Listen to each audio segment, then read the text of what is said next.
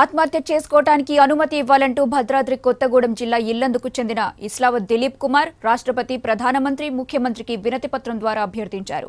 వివరాల్లోకి వెళితే ఇల్లందులో 6 సంవత్సరాల క్రితం ఓపెన్ కాస్ట్ నిమిత్తం ఆ ప్రాంత గిరిజనుల నుండి కొంత భూమిని తీసుకుని భూ నిర్వాసితులకు ఉద్యోగం ఇస్తామని సింగరేణి యాజమాన్యం హామీ ఇచ్చింది.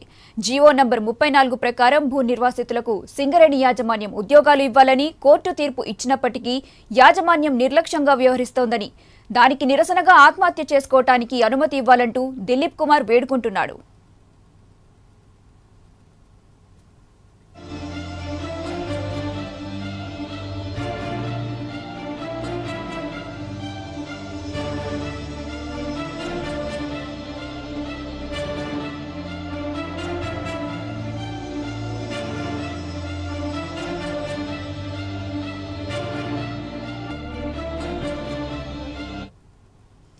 ఆత్మహత్య చేసుకోవటానికి అనుమతి ఇవ్వాలంటూ భద్రాద్రి కొత్తగూడెం జిల్లా ఇల్లందుకు చెందిన ఇస్లావత్ దిలీప్ కుమార్ రాష్ట్రపతి, ప్రధానమంత్రి అలాగే ముఖ్యమంత్రికి వినతిపత్రం ద్వారా అభ్యర్థించారు. ఇల్లందులో 6 సంవత్సరాల క్రితం ఓపెన్ కాస్ట్ నిమిత్తం ఆ ప్రాంత గిరిజనుల నుండి కొంత భూమిని తీసుకుని వారికి ఉద్యోగం కల్పిస్తామని చెప్పారు. కానీ అధికారులు పట్టించుకోవట్లేదని చెప్పి ప్రధానమంత్రికి అలాగే ముఖ్యమంత్రికి కూడా దిలీప్ కుమార్ లేఖ రాసినట్టుగా కూడా తెలుస్తుంది. దీనికి సంబంధించి మరింత సమాచారం మా ప్రతినిధి నవీన్ ఫోన్లైన్ ద్వారా అందిస్తారు. నవీన్.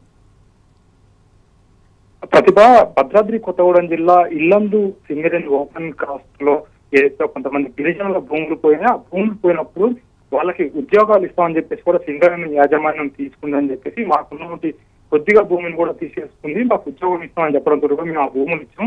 ఇప్పటికీ 6 సంవత్సరాలు గడుస్తున్నా కానీ ఇటు సింగరేణి యాజమాన్యం కానీ అప్పుడు తీసుకున్నటువంటి అధికారులు కూడా స్పందించట్లేదు. మేము ఎన్నిసార్లు సింగరేణి అధికారుల చుట్టూ తిరిగినా, ఎంతమందికి వినత పత్రం వాళ్ళు అందజేసినా కానీ మాకు మాత్రం ఉద్యోగాలు అయితే ఏదైతే ఇస్తున్నారో ఇవ్వట్లేదని చెప్పేసి కూడా అక్కడ ఒక దిలీప్ కుమార్ అనే వ్యక్తి మాత్రం ఆవేదన వ్యక్తం చేస్తున్నాడు. తను గిరిజనుడు, ఇస్లాబాద్ దిలీప్ కుమార్ తన గిరిజనుడుగా ఉన్నాడు. తన అదే ఏదైతే ఉందో ఉన్నటువంటి పొలం, ఆ పొలాన్ని నమ్ముకొని 2 సంవత్సరాలు జీవనం కొనసాగించినా అది కూడా ఇప్పుడు ఓసీలో పోవడంతో కూడా జాబ్ ఇస్తున్నట్టుగా మేము ఇచ్చాం, దాన్ని ఓసీలో పోయింది, మాకు బూడిదే మిగిలింది తప్ప మాకు ఉద్యోగాలు లేవని చెప్పేసి అంటున్నాడు.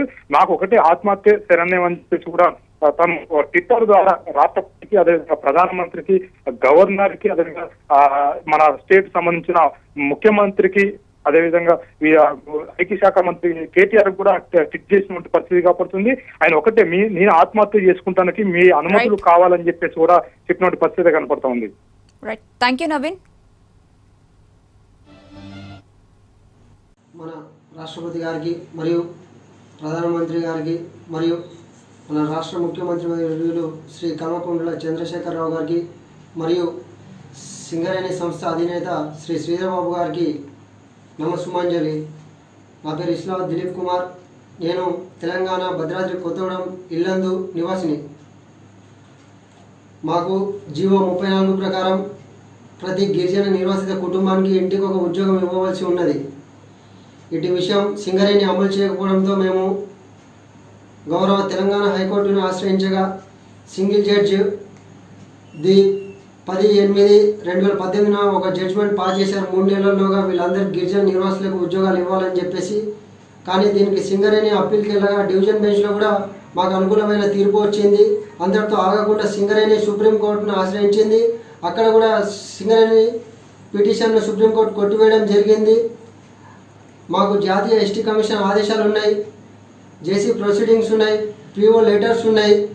అన్ని అనుకూలమైన తీర్పులు, ఆదేశాలు మాకు ఉన్నప్పటికీ కూడా సింగరేణి కేవలం తెలంగాణ అంతటా బొగ్గుగని ఏరియాలో ఉన్నటువంటి నిర్వాసిత గిరిజనులందరికీ ఉద్యోగాలు కల్పిస్తూ కేవలం ఇల్లందును మాత్రమే అన్యాయం చేస్తూ ఉంది. ఈ విషయంలో మేము మన రాష్ట్రపతి గారికి మరియు ప్రధానమంత్రి గారికి మరియు మన ముఖ్యమంత్రి గారి వర్యులకి మరియు సింగరేణి సంస్థ అధినేత శ్రీధర్బాబు గారిని కోరుకునేది ఒక్కటే, త్వరగా ఇల్లందుకు కూడా ఉద్యోగాలు కల్పించండి. లేదంటే ఈ విషయంలో మాకు తెలంగాణలో బ్రతికే హక్కు లేదు, ఈ సమాజంలో చనిపోవాలనిపిస్తుంది. మాకు చనిపోవడానికి మాకు పర్మిషన్ ఇప్పించగలరని కోరుకుంటున్నాం.